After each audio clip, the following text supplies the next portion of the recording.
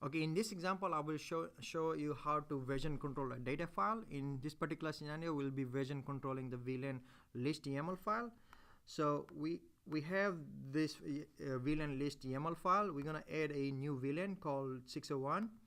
Once we add this thing, we can do get status on our database, and it will tell us that something has been modified.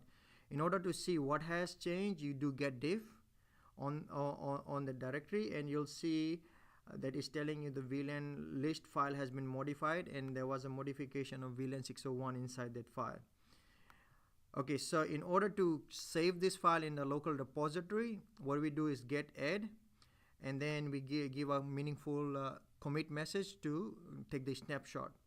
Once the snapshot is taken, you can take a look at what is in your database. So you can do get log, and you'll able to see that it has been committed to the database. Now this is all local to the machine. Okay, in order to send it to the remote central server, you need to do get push. So let's look at the remote server repository. As you see right now, there's no VLAN 601 on that server.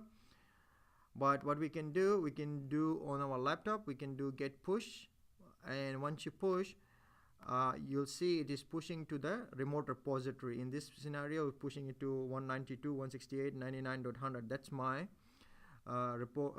GitLab server. Once you push it, you'll able to see VLAN 601 over there.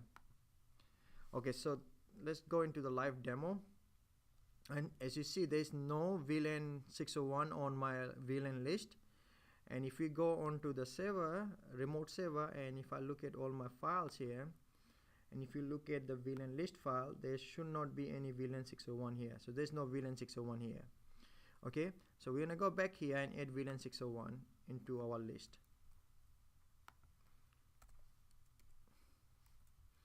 VLAN 601. And we said get, then we save it, and we go back to our command line and say get status. It says VLAN list file has been modified.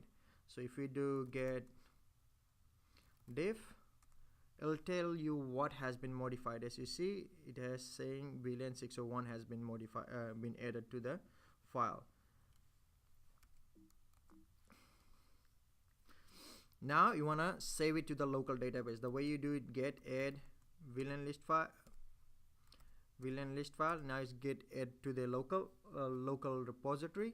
In order to commit it, in order to take a snapshot, you do get commit, and you say added VLAN 601.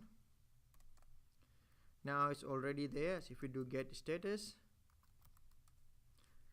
it's all up to date. Now we need to push it to the remote side. So as we looked at the remote side, there was no VLAN 601 here.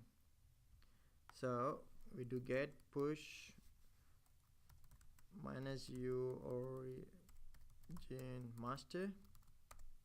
And you see it's been pushing, and you see it pushed it to my repository over here, 6100 over here. It has pushed here. So if I refresh it, we should see VLAN 601.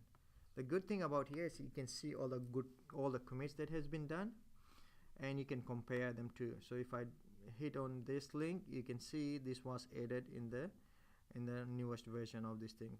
You can look at the network, like what has changed, when was it changed, all the dates, and all those things here. So it has got a lot of information in there. So that's basically what I wanted to show you with the get. There's more to it. If you go to my get server, I have got some couple of labs that goes into a little bit more details of using branches, merging branches, and all those things. Thank you.